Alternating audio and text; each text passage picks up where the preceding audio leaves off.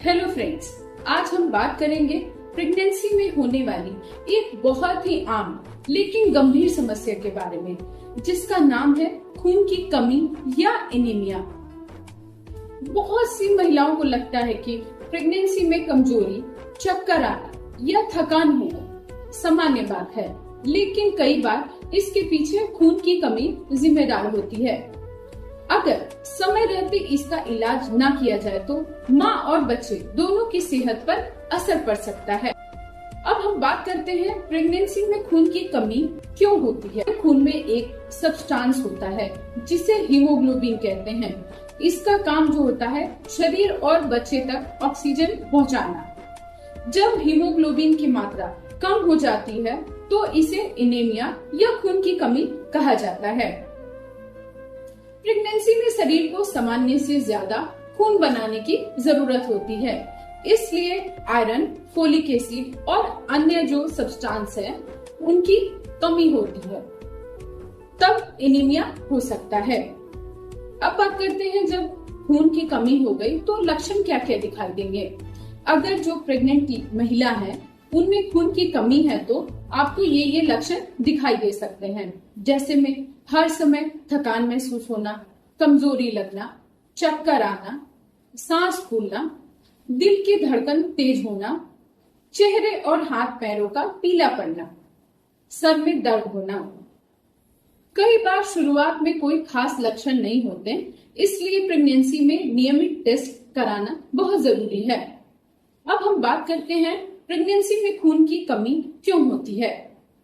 इसका सबसे आम कारण है आयरन की कमी, फोलिक एसिड की कमी, पोषण की कमी या बार बार प्रेगनेंसी होना या जुड़वा बच्चों की प्रेगनेंसी होना, पहले से खून की कमी होना।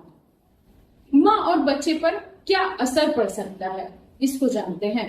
अगर खून की कमी ज्यादा हो जाए तो माँ में अत्यधिक कमजोरी, डिलीवरी के समय ज्यादा जो डेंजरस हो सकता है, खतरा बढ़ सकता है। लेबर या डिलीवरी के दौरान ज्यादा परेशानी हो सकती है। अब बात करेंगे बच्चे में क्या क्या प्रॉब्लम होगी। समय से पहले जन्म होगा, कम वजन का बच्चा होगा, बच्चे के विकास पर असर पड़ सकता है, इसलिए एनीमिया को कभी भी नजरअंदाज नहीं करना चाहिए। अब हम बात करते हैं खून की कमी का पता कैसे चलता है। प्रेगनेंसी में डॉक्टर सीबीसी और हीमोग्लोबिन टेस्ट करवाते हैं। इसी टेस्ट से पता चलता है कि खून की कमी है या नहीं और कितनी गंभीर है। खून की कमी को कैसे दूर किया जा सकता है। नंबर 1, आयरन युक्त खाना खाएं। अपने खाने में शामिल करें पालक, मेथी, सरसों का साग, चना, राजमा, दाल, मूंगफली, तिल, सेब, किशमिश, चुकंदर। यदि आप नॉनवेज खाते हैं तो अंडा, मछली, मांस ये सब ले सकते हैं। नंबर 2, विटामिन सी लें। आयरन का डाइजेशन बढ़ाना हो, अगर किसी में आयरन डाइजेस्ट नहीं होता हो, आयरन की गोली लेते ही जी मालिश, उल्टी आने स्टार्ट हो जाते हैं, तो संतरा, नींबू, आंवला और टमाटर आप यूज कर सकते हैं आयरन की गोली लेने के बाद। इससे क्या होगा, आयरन प्रॉपर डाइजेस्ट हो जाएगा। नंबर 3, आयरन की गोली लिमिट में लेनी चाहिए। डॉक्टर द्वारा दी गई आयरन और फोलिक एसिड की गोली जो है रोजाना लें।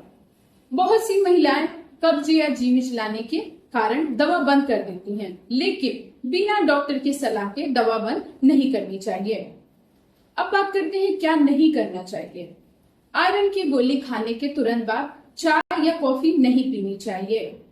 खुद से कोई दवा शुरू या बंद नहीं करनी चाहिए। प्रेगनेंसी में कमजोरी को सामान्य समझकर नजरअंदाज नहीं करना चाहिए। क्या खून की कमी होने पर खून चढ़ाना पड़ सकता है? यह सवाल बहुत सी गर्भवती महिलाओं के मन में आता है। हर खून की कमी में खून चढ़ाने की जरूरत नहीं होती। ज्यादातर मामलों में आयरन की गोलियां, आयरन के इंजेक्शन और सही खान पान से ही हीमोग्लोबिन बढ़ाया जा सकता है। लेकिन अगर हीमोग्लोबिन बहुत ज्यादा कम हो जाए तो महिला को सांस लेने में परेशानी हो रही हो, अत्यधिक कमजोरी लग रही हो या डिलीवरी का समय बहुत करीब हो, तो डॉक्टर की सलाह पर खून चढ़ाने की भी जरूरत पड़ सकती है। इसलिए प्रेगनेंसी की शुरुआत से ही नियमित टेस्ट करवाना बेहद जरूरी है, ताकि खून की कमी गंभीर स्थिति तक न पहुंचे। और एक बात, कई महिलाएं सोचती हैं कि सिर्फ फल खा लेने या घर के नुस्खों से खून की कमी पूरी हो जाएगी, लेकिन अगर डॉक्टर ने आयरन और फोलिक एसिड की दवा लिखी है तो उसे नियमित रूप से लेना भी उतना ही जरूरी है। साथ ही में हर गर्भवती महिला को अपने हीमोग्लोबिन की जो टेस्ट पर ध्यान देना चाहिए और डॉक्टर की सलाह के अनुसार समय समय पर जांच कराते रहना चाहिए। याद रखिए, प्रेगनेंसी में खून की कमी को जितनी जल्दी पहचाना जाए, माँ और बच्चे दोनों के लिए उतना ही बेहतर होता है। धन्यवाद। अगर ये वीडियो आपको पसंद आई हो तो प्लीज लाइक करें, शेयर करें और चैनल को सब्सक्राइब और फॉलो जरूर करें। मिलते हैं नेक्स्ट इंफॉर्मेटिव वीडियो में।